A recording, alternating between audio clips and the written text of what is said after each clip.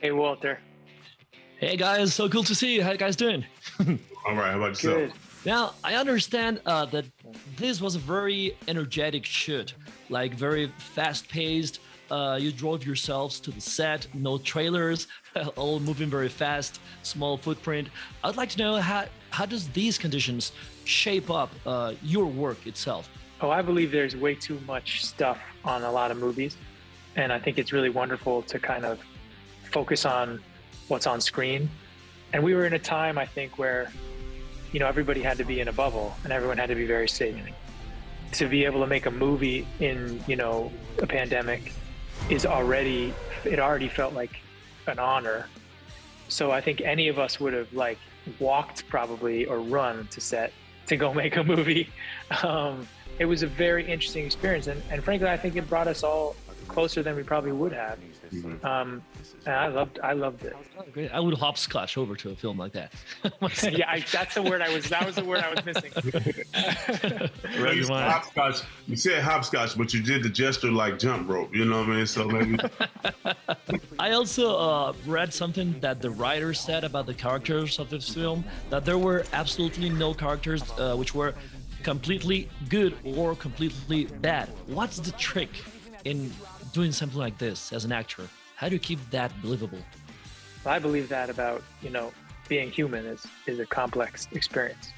So I believe that just generally, human beings are always, how we are raised, the environment we were raised, all of our intentions, they change. And I think we are human beings. And I think the best movies are the ones about the complexities about them. And so each one of these characters is very complex, put in a situation where their intentions are actually good. I don't believe that any of them are good or bad.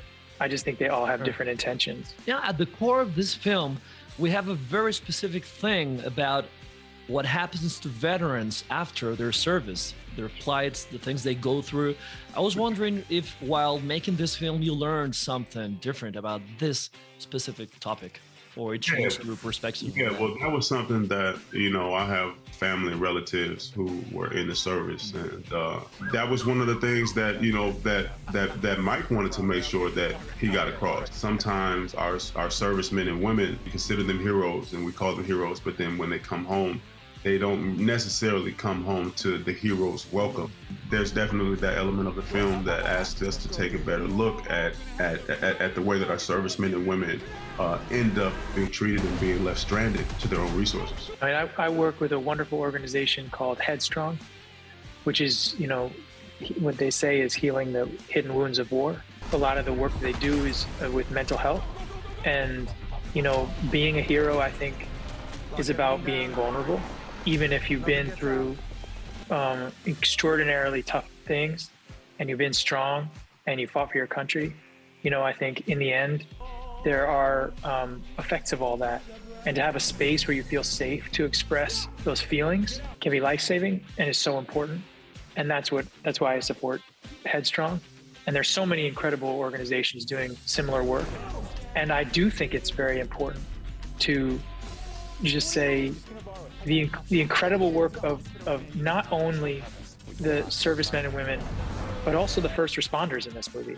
The first responders that every single day go through so many different scenarios and save people's lives, change people's lives, and so often don't get the support and love that they really deserve. And so I think it's really a movie about all of those people and what heroes they are. Guys, thank you very much. So cool talking to you. Thank you. Thank you so much, Walter.